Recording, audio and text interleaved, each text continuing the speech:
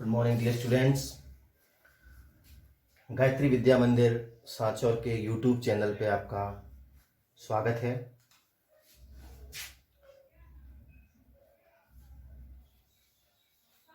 हम यहाँ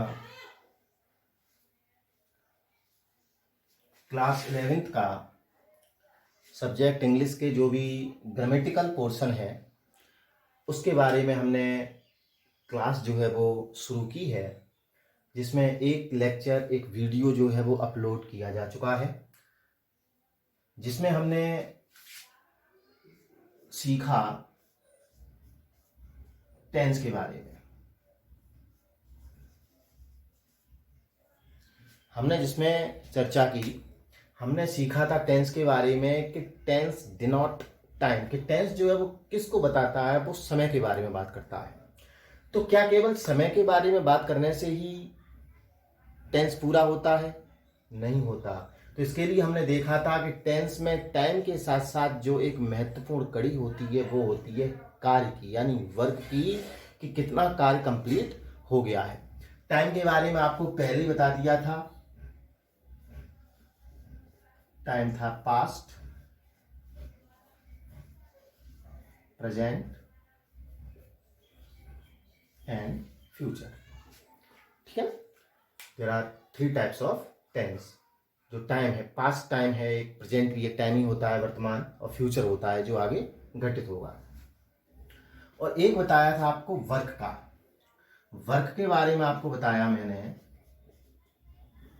कि वर्क की क्या क्या कंडीशन हो सकती है, वर्क की क्या क्या स्थिति हो सकती है। एक स्थिति हो सकती है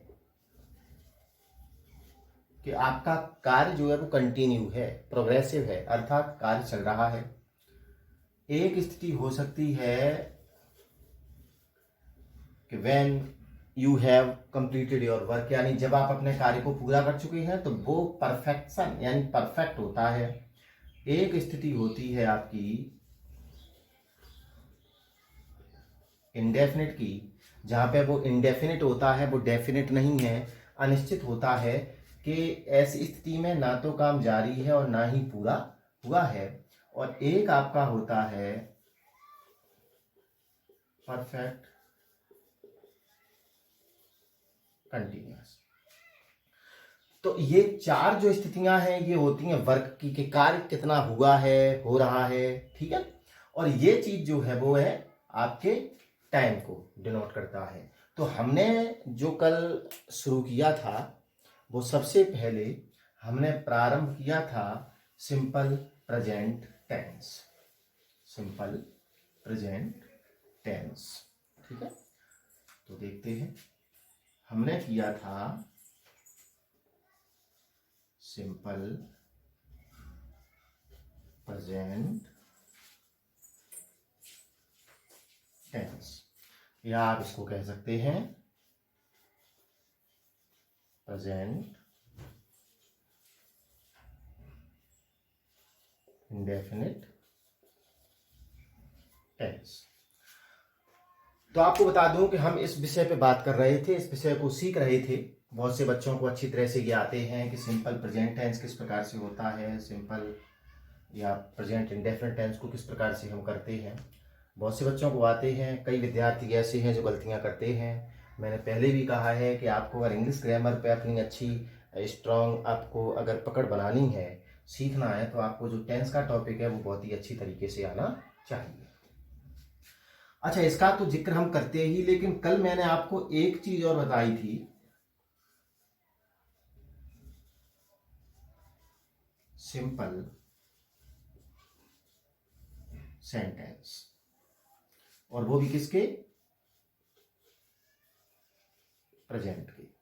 एक एग्जाम्पल मैंने आपको दिया था, मैंने कहा था कि राम एक अच्छा खिलाड़ी है। ठीक है, अब देखो, ये मैं केवल सिंपल सेंटेंस की बात कर रहा हूं, और सिंपल सेंटेंस प्रेजेंट का, ऐसी सिंपल सेंटेंस आपका पास्ट का भी हो जाएगा। तो आपको बता दूं कि ये सिंपल सेंटेंस जो होते हैं, इनमें जो आप हेल्पिंग वर्ब के रूप में लगाते हैं वो इज का प्रयोग करते हैं, आप एम का प्रयोग करते हैं और करते हैं आर का प्रयोग। इज का प्रयोग आपको कल भी बताया मैंने किसके लिए होता है, सिंगुलर सब्जेक्ट के लिए। एम का प्रयोग होता है केवल आई के लिए और आर का प्रयोग जो है वो करते हैं प्लूरल सब्जेक्ट के लिए। अब हमारे सामने एक सेंटेंस लिखा हुआ है, राम एक अच्छा खिलाड़ी है। ठीक है, तो पहली चीज तो आपको ये ध्यान रखनी है कि राम एक अच्छा खिलाड़ी है। तो हमें एक चीज तो ध्यान रखनी है कि हमें आइडेंटिफाई करना है कि what is the subject of the sentence. और सब्जेक्ट को पता करना बहुत ही आसान है कि जब भी आपको सब्जेक्ट पता करना है तो आप क्या करेंगे, कौन, किससे प्रश्न करेंगे, कौन से, कौन अच्छा खिलाड़ी है, तो इसका मतलब कौन है, राम। तो यहां पे क्या किया आपने, सबसे पहले राम कर दिया। अब हमें ये देखना है कि राम सिंगुलर है या प्लूरल है। तो बहुत आसान काम है कि राम जो है वो एक वचन करता है, थर्ड पर्सन का। तो यहाँ पे हेल्पिंग वर्ब क्या लग जाती है, इज। एक का मतलब तो क्या, राम इज अ। अब ये आपका एडजेक्टिव है तो क्या लिखेंगे यहाँ पे, गुड। और खिलाड़ी के लिए आप लगाएंगे प्लेयर। ये हो गया, Ram is a good player. ठीक है, तो इस प्रकार से ये सेंटेंस जो है कि राम एक अच्छा खिलाड़ी है, ये जो सेंटेंस आपका आएगा ये हमेशा ही सिंपल सेंटेंस होगा प्रेजेंट का। और प्रेजेंट का वो इस कारण से होगा, अगर इज एम आर की जगह में वॉज या वर का प्रयोग कर दूंगा तो वो पास्ट का हो जाएगा, लेकिन सेंटेंस कैसा रहेगा, सिंपल ही रहेगा। मेरे बताने का जो उद्देश्य है वो ये है कि कई बार बच्चे जब इस इज को देखते हैं, कई बार बच्चे जब इस एम को देखते हैं, इस आर को देखते हैं, तो तुरंत ही उनके मस्तिष्क में कंटिन्यूअस जो टेंस होता है वो आ जाता है। उन्हें लगता है कि इज एम आर का प्रयोग तो केवल प्रेजेंट कंटिन्यूअस टेंस में होता है, कि वर्ज वर का प्रयोग तो केवल पास्ट कंटिन्यूअस टेंस में होता है। ऐसा नहीं है, वो इज एम आर या वर्ज वर कंटिन्यूअस में जब प्रयोग होते हैं तो उनके साथ एक मुख्य क्रिया भी होती है, जिस मुख्य क्रिया में वर्ब की फर्स्ट फॉर्म के साथ में क्या जोड़ते हैं, आईएनजी जोड़ते हैं। ठीक है, तो तब वहां पे कंटिन्यूअस होता है। यहाँ पे ये सेंटेंस जो है वो एक सिंपल सेंटेंस है, तो आप पहले ये सिंपल सेंटेंस का जो फॉर्मेट है वो आपको आना चाहिए। जैसे कोई कह दे कि he is in the class, कि वो क्लास में है, तो वो आपका प्रेजेंट का सिंपल सेंटेंस होगा। तो इस चीज को भी आपको सबसे पहले समझना होता है। अब ये तो चलो हमने समझ लिया, और इसके बारे में जो बेसिक इंग्लिश ग्रामर है उसकी भी हम कभी सीखेंगे, उसका भी हम टॉपिक लेंगे। ये जेएमआर का प्रयोग है, वॉजवर का प्रयोग है, आपके हैज हैव का प्रयोग है, डू डज डिड या डू नॉट हैव, ठीक है ना, does not have, did not have, इनके प्रयोग जो है मैं एक वीडियो में हम लेंगे। लेकिन अभी हम जो आपसे चर्चा करेंगे, जिस पे हम सीखेंगे, जिस पे काम करेंगे, वो है आपका सिंपल प्रेजेंट टेंस, या कहते हैं प्रेजेंट इंडेफिनिट टेंस। तो पहले हम उसको देखेंगे, आप चाहें तो इसका एक स्क्रीनशॉट ले सकते हैं।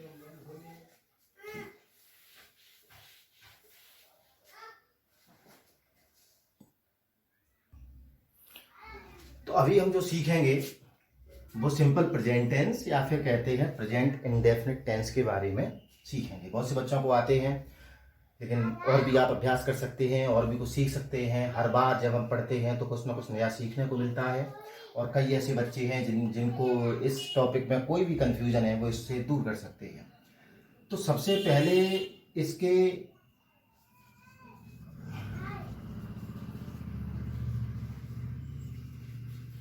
जो जनरल रूल्स हैं, पहले हम जनरल रूल्स की बात करेंगे, and then we will discuss about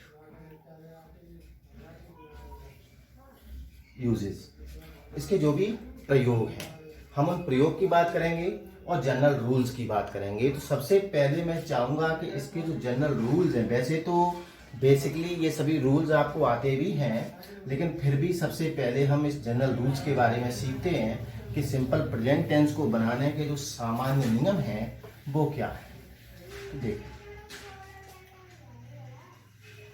सामान्य नियम इसके, पहली चीज, आप जैसे ये आपके जो भी पार्ट हैं कल आपको बता दिए थे कि सिंपल प्रेजेंट टेंस होगा, फिर प्रेजेंट कंटिन्यूस होगा, प्रेजेंट परफेक्ट होगा, प्रेजेंट परफेक्ट कंटिन्यूअस होगा। बिल्कुल इसी प्रकार से इन सेंटेंसेस के भी टाइप होते हैं अंदर, जैसे कि सबसे पहले हम पढ़ते हैं अफर्मेटिव।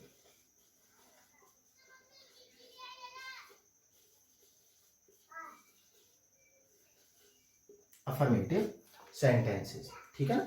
तो पहले हम देखेंगे कि अफर्मेटिव सेंटेंस किस प्रकार से किया जाता है।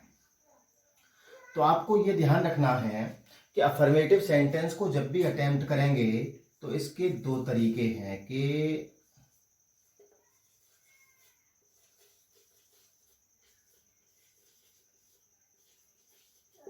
If the sentence has a singular subject, यदि आपके वाक्य का कर्ता एक वचन है, सिंगुलर है, तो उसका जो पैटर्न बनके तैयार होता है, तो ये विद्यार्थी जो वो होता है, सबसे पहले आप लिखेंगे सब्जेक्ट और उसके बाद में आपकी जो भी वर्ब होगी उस वर्ब में आपको जोड़ना है एस या ईएस और एंड देन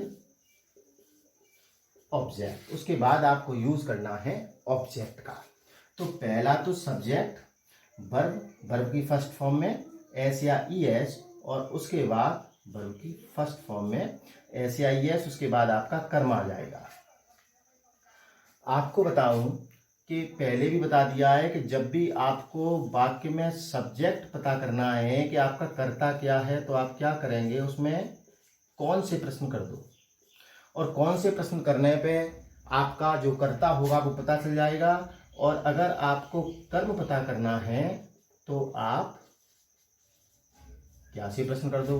तो जैसे ही क्या से प्रश्न करते हैं तो हमें क्या पता चल जाएगा, आपका ऑब्जेक्ट पता चल जाएगा। ये एक महत्वपूर्ण चीज है, आप इसको नोट करें। अच्छा, यहाँ सब्जेक्ट वर्ब की फर्स्ट फॉर्म में एस या ईएस और ऑब्जेक्ट लगता है कि यदि आपका सब्जेक्ट जो है वो कैसा होता है, सिंगुलर होता है, ठीक है। तो एस या ईएस। अब लगता क्यों है ये भी जान लें कि आपकी जो भी वर्ब्स हैं, ये जो भी आपकी वर्ब्स हैं ये सभी कैसी हैं, प्लूरल। आपका ये एस या ईएस लगने का नियम जो है ये नाउन के रूल से जस्ट अपोजिट है। जैसे मैं आपके सामने यहां पे लिख दूं बॉय। बॉय क्या है आपका, बॉय जो है वो एक नाउन है और बॉय में मैं जोड़ देता हूं एस। क्या जोड़ दिया मैंने, एस जोड़ दिया, तो ये क्या हो गया, बॉयज हो गया। अब बॉयज हो गया तो ये बॉयज अभी जो बनके तैयार हुआ है ये कैसा हो गया, प्लूरल। इससे पहले ये कैसा था, सिंगुलर था। लेकिन यहाँ पे ये वर्ब का जो रूल है ये जस्ट अपोजिट है कि ये वर्ब पहले से ही प्लूरल है, ठीक है। जितनी भी वर्ब है वो पहले से ही प्लूरल हैं और जैसे ही आप किसी भी वर्ब में एस या ईएस जोड़ते हैं तो वो कैसी हो जाएगी, सिंगुलर हो जाएगी, ठीक है। वर्ब में जैसे ही आपने एस एस जोड़ दिया तो कैसा हो जाएगा, वो हो जाएगा सिंगुलर। जैसे कि मान लो यहां पे मैं लिख दूंगा अभी रीड, तो रीड आपकी वर्ब है, अभी ये कैसी है, प्लूरल है। अब मैं यहां पे लिख दूं ही, ठीक है ना। और मान लो यहाँ पे एक जो कीवर्ड्स या आपके जो एडवर्ब्स होते हैं वो एडवर्ब्स, जिससे पता चलता है कि हम कौन से टाइम की बात कर रहे हैं, कौन से टेंस की बात कर रहे हैं। तो ये आ गया आपका डेली। तो डेली से हमें पता चलता है कि हम बात जो कर रहे हैं वो सिंपल प्रेजेंट टेंस की कर रहे हैं।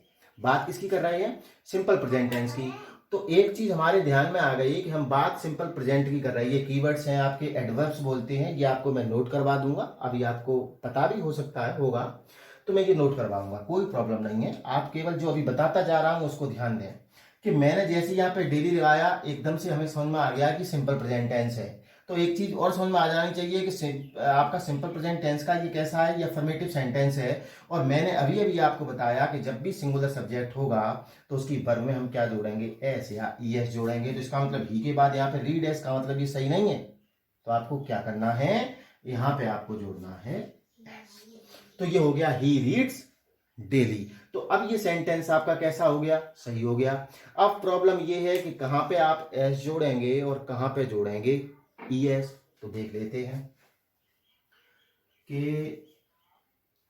कोई भी ऐसी वर्ब जिसके एंड में, जिसके अंत में ओ आ जाए, क्या है, ओ आ जाए, जिसके अंत में डबल एस आ जाए, जिसके अंत में सी एच आ जाए, जिसके अंत में एस एच आ जाए, जिसके अंत में एक्स आ जाए या डबल जेड आ जाए। ठीक है ना, ओ है, डबल एस है, सी एच है, एस एच है, एक्स है, डबल जेड है, तो इनके अंत में क्या करोगे आप, ई एस जोड़ेंगे। क्या जोड़ेंगे, ई एस जोड़ेंगे। जैसे मैं कह दूं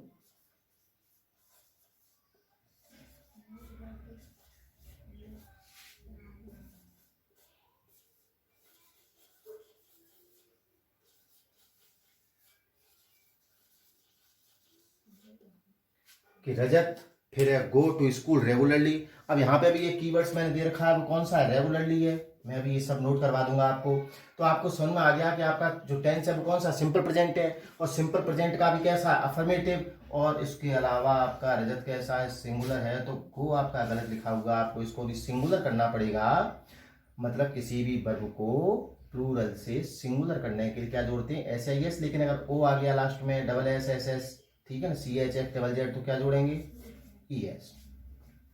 तो ये हो गया Rajat goes to school regularly. तो ये स्थिति हो गई जब आपका कोई भी सिंपल प्रेजेंट टेंस का कोई भी सेंटेंस जब आपका कैसा होगा, अफर्मेटिव होगा। ठीक है, तो अब रहा किसका, लेकिन इस नियम, इस रूल के जस्ट अपोजिट है। जब नाउन में हम ऐसे जोड़ते हैं तो कैसा हो जाता है, प्लूरल हो जाता है, जबकि यहां पे जोड़ते हैं तो कैसा होता है, वो सिंगुलर हो जाता है। ठीक है, अब इसके बाद हम देखते हैं जो आपके अफर्मेटिव सेंटेंस के, if the sentence has a plural subject. ठीक है ना, तो उसका पैटर्न किस प्रकार से बनके तैयार होता है, हम उस पर भी देखते हैं। आप इसका एक बार स्क्रीनशॉट ले लें।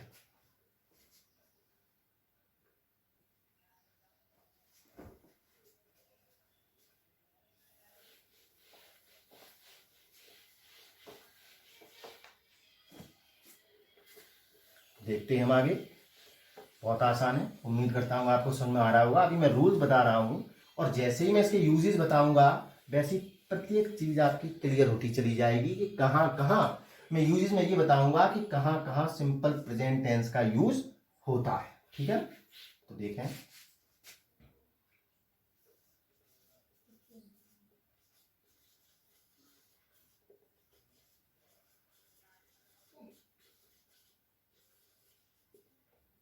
If the sentence has plural subject, यदि किसी भी सेंटेंस का कर्ता बहुवचन है, तो इसका जो पैटर्न बन के तैयार होगा वो होगा सब्जेक्ट प्लस उसके बाद हम लिखते हैं वर्ब की फर्स्ट फॉर्म, जो भी आपका एक्शन है, जो वर्ब है, जो क्रिया है, and then we will use object. ठीक है, तो अब हम देख रहे हैं कि जब आपका सब्जेक्ट सिंगुलर था, जब आपका कर्ता एक वचन था, तो हमने देखा कि हमने यहाँ पे वर्ब में एस या एस को जोड़ा था। क्यों जोड़ा था, आपको पता है कि आपकी सभी क्रिया, मैंने अभी बताया कि आपकी सभी क्रिया कैसी हैं, प्लूरल है, अर्थात बहुवचन है। और आप ध्यान देंगे प्यारे विद्यार्थियों कि यहाँ पे लिखा हुआ जो आपका सब्जेक्ट है वो भी कैसा है, प्लूरल है। और जब ये प्लूरल है और यहाँ पे दी हुई आपकी वर्ब भी प्लूरल है, इसका मतलब ये पैटर्न आपका बिल्कुल सही है। यदि यहाँ पे सब्जेक्ट आपका सिंगुलर हो जाए और वर्ब यहाँ पे प्लूरल रहे तो आपका गलत रहेगा। तो आपको क्या करना पड़ेगा, तो सब्जेक्ट को तो जैसा है वैसा ही रखेंगे हम, कि सब्जेक्ट अगर सिंगुलर है तो हम प्लूरल नहीं कर सकते, प्लूरल है तो सिंगुलर नहीं कर सकते, लेकिन हम इस वर्ब को तो बदल सकते हैं कि वर्ब अगर फर्स्ट फॉर्म है और यहाँ पे सब्जेक्ट सिंगुलर है तो इसमें हम एस आई एस जोड़ के इसको कैसा कर देंगे, सिंगुलर कर देंगे। ठीक है, या वर्ब की फर्स्ट फॉर्म लगा देंगे केवल जब यहाँ पे प्लूरल होगा। तो ये हो गया सब्जेक्ट प्लस वर्ब की फर्स्ट फॉर्म प्लस ऑब्जेक्ट। ठीक है ना, जैसे यहाँ सेंटेंस होता,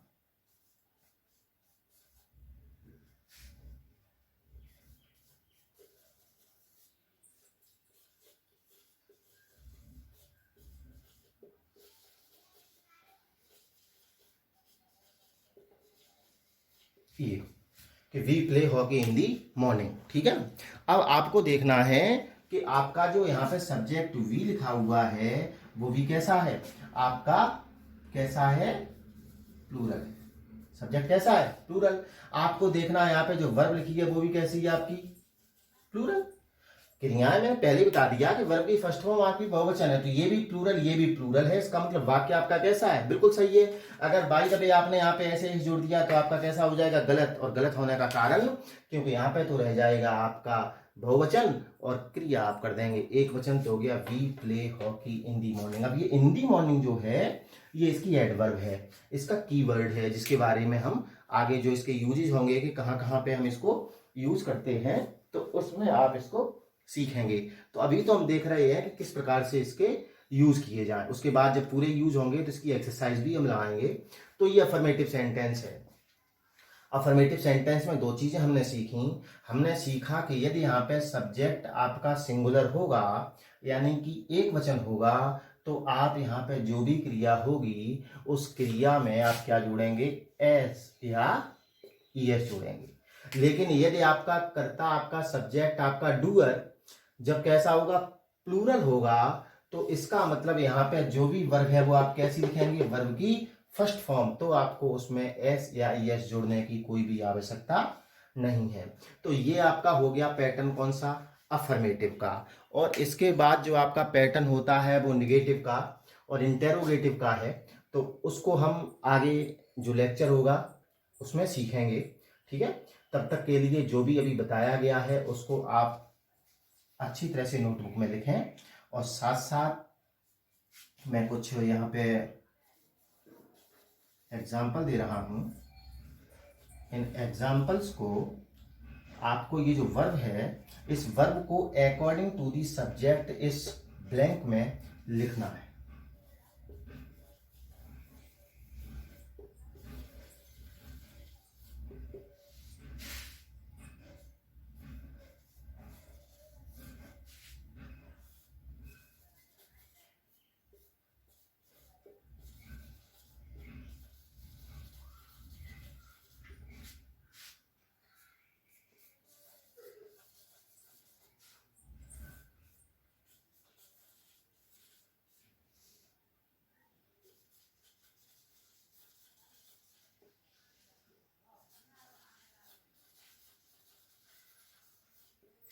ठीक है ना, ये आपको 3 मैंने सेंटेंस दिए हैं एज एक्सरसाइज। तो आप इनको अटेम्प्ट करेंगे कि हम किसकी जिक्र कर रहे हैं, सिंपल प्रेजेंट टेंस की। और सिंपल प्रेजेंट टेंस का मैंने अफर्मेटिव बताया, ये भी तीनों ही सेंटेंस आपके अफर्मेटिव हैं। तो अकॉर्डिंग टू दी सब्जेक्ट यहाँ पे कौन कौन सी वर्ब या किस रूप में लिखी जानी है, जिसके बारे में नियम मैंने आपको पहले बता दिया है, ठीक है। तो आज आप इतना ही रखेंगे। अगले वीडियो में सीखेंगे हम इसका नेगेटिव बनाना, इसका इंटेरोगेटिव और इसके यूजेज जो होते हैं, इसके जो कुछ रूल्स होते हैं उनके बारे में भी हम और जिक्र करेंगे, ठीक है ना। तब तक आप पढ़ते रहें। धन्यवाद।